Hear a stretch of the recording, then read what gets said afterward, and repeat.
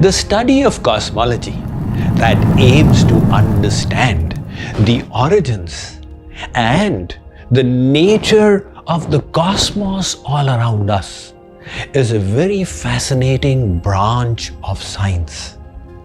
Even more fascinating is Vedic cosmology. How our ancients understood the nature of the universe even more insightfully than where science is just about reaching today.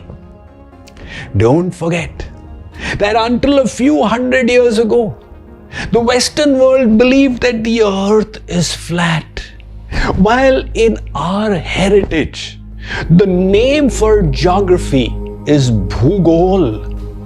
Gol, that earth which is round, its study is geography. So before we go into its further depths, here's a story to relish from the Puranas. We have heard of Indra, the king of the celestial abodes. It is said that once Indra commissioned Vishwakarma for the making of a mansion like had never existed. Vishwakarma engaged in the work and was getting exhausted. In desperation, he prayed to the Lord for deliverance. Sri Krishna appeared before Indra and said, Devaraj, such a huge house is getting made. How many Vishwakarmas have you engaged in it? Indra was astonished.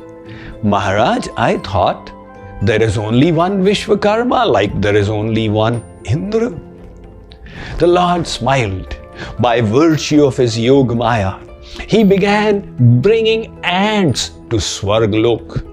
And that further astonished Indra.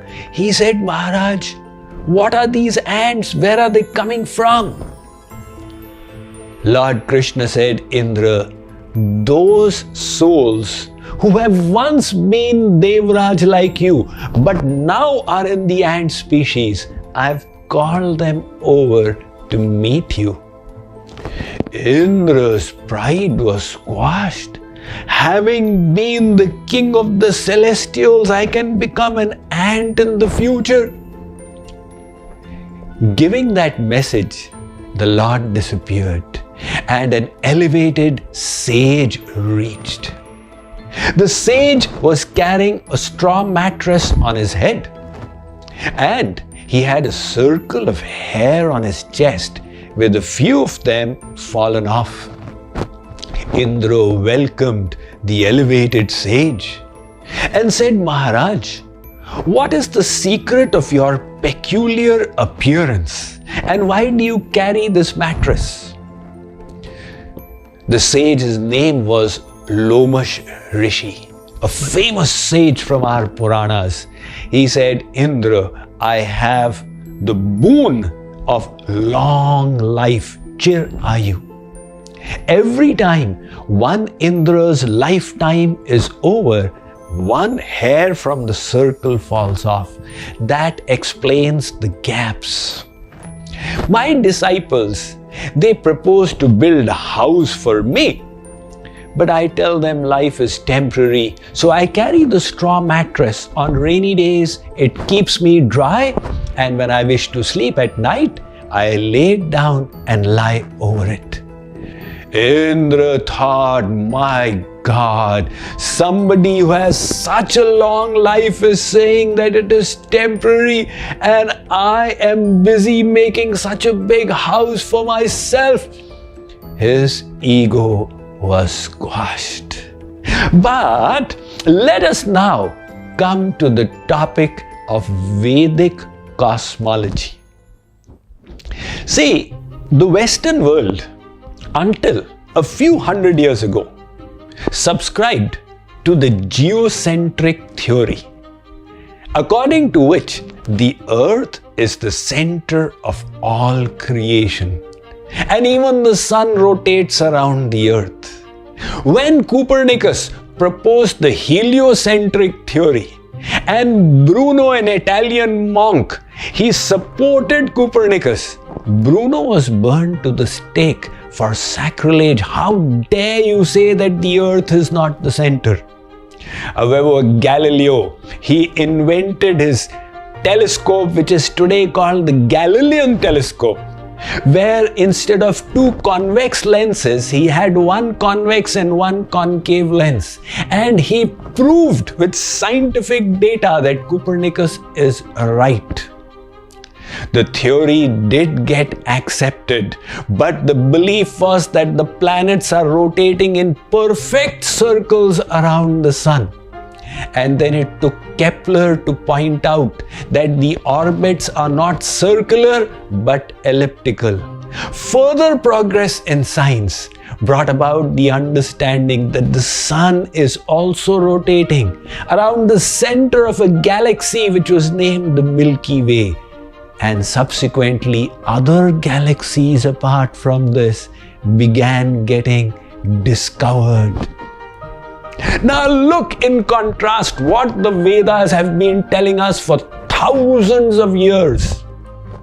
As per the Vedas, there are 7 lokas, 5 mandals, 3 trilokis. The first is the Chandra Mandal with its lok, Chandralok, or the moon.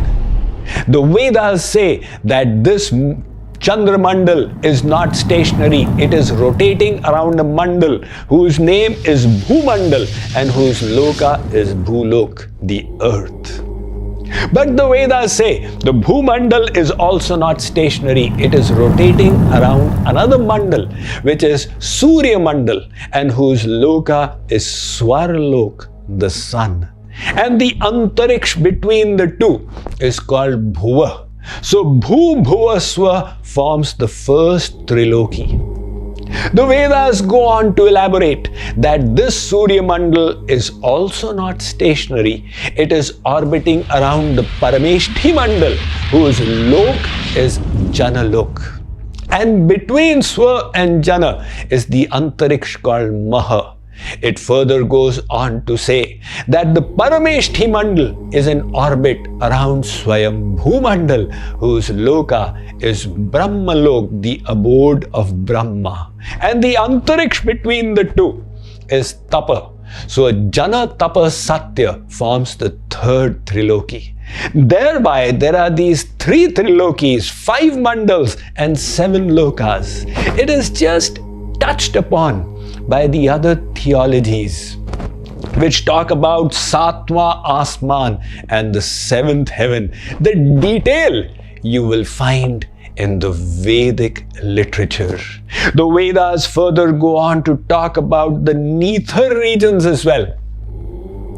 And they say that below Bhulok are the hellish abodes, Tal, Atal, Vital, Sutal, Mahatal, Talatal, Rasatal and Patal. So 7 below and above as well. How did the Vedas know all of this? When the rest of the world believed that the earth is flat and the center of the universe. Think about it. The Puranas relate the story of when Chaturmukhi Brahma, the 4-headed Brahma, went to meet Lord Krishna when he was residing in Dwarka. Brahmaji told the gatekeeper, "Please tell Dwarkadhish that Brahmaji wishes to meet him." The Dwarpal went and told Lord Krishna.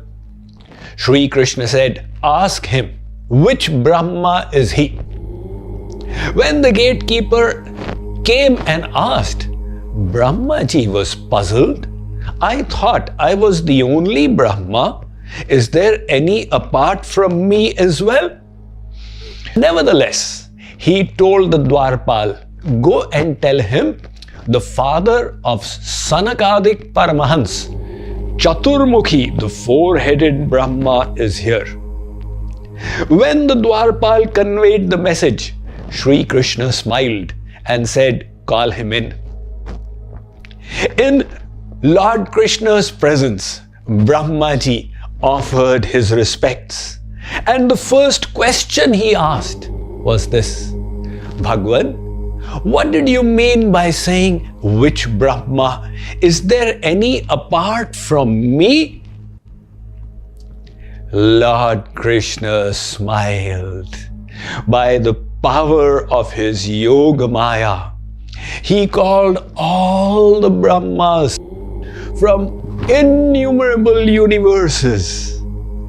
They all were coming and offering their obeisance to Lord Krishna. Our Brahmaji saw there is one Brahma with 100 heads. He thought, my, I have 4 heads. He has 100. How big will his universe be? And then there were Brahmas coming who had 1,000 heads. How big would be their universe?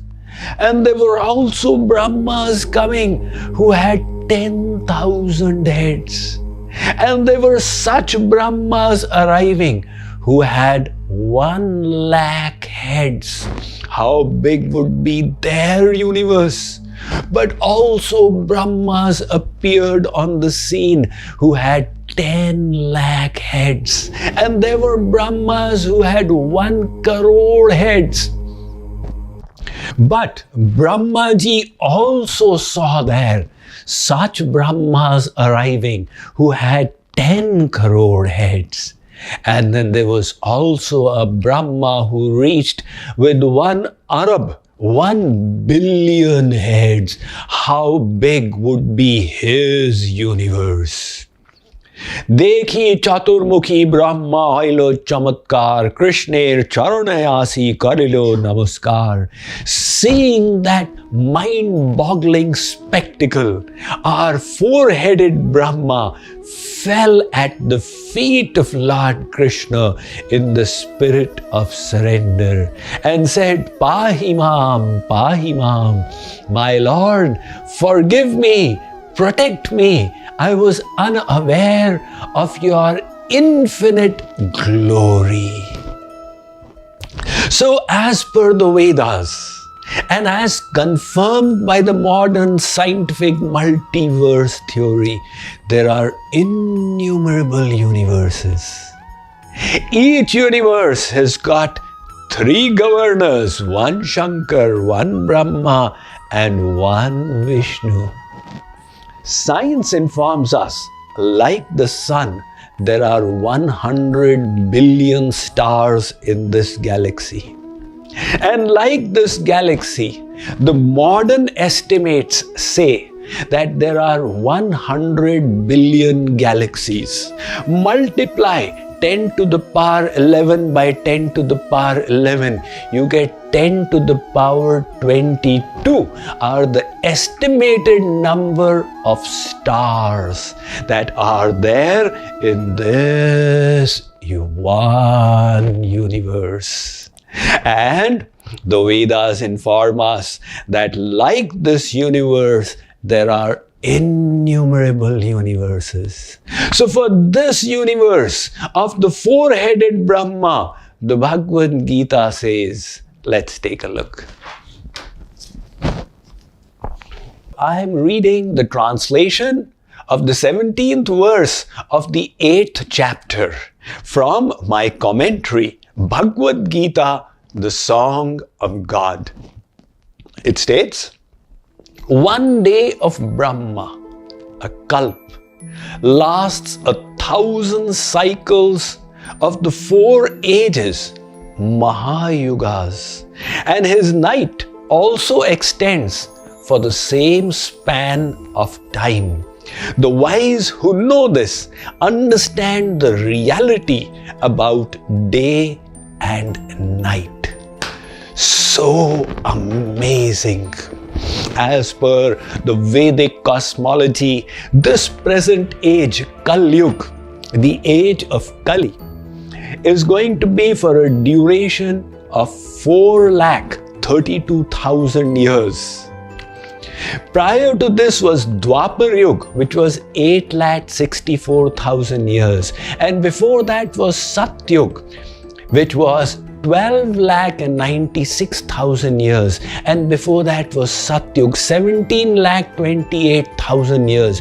You combine all four of them, you get a Mahayug, which is being referred in this verse, which is 43 lakh 20,000 years, and 71 such Mahayugs. They combine together to form one Manvantar, the age of one Manu, and 14 Manvantars pass in one day of Brahma. So that one day of Brahma contains 1,000 cycles of Chaturyugas. That one day of Brahma, which is referred to as a Kalp, is 4 arab 32 crore varsh, 4,320,000,000 years. This is the biggest unit of time in the world, 4,320,000,000 years. So at the end of Brahma's day, there is partial pralay, where the earth, the lower abodes and some of the higher abodes, they dissolve. And at the end of Brahma's entire lifespan, there will be Mahapralay. So what is Brahmaji's entire lifespan? 100 years, with each day of that year equal to one kalp. So that is 311 trillion 40 billion years. So this is talking about this universe of one Brahma. Like this, in the realm of God, there are so many material universes, and all of them put together form 1/4 of God's creation. 3/4 is beyond the realm of Maya, that is His divine abode. From that 1/4, within that one universe, within that one galaxy, within that one solar system, and within that one earth planet, in that one country, one state, one district, one city, one colony, one house, and one tiny soul. How insignificant we are in front of the splendorous glory of God. Thinking that, let's cultivate this super excellent virtue of humbleness, of humility.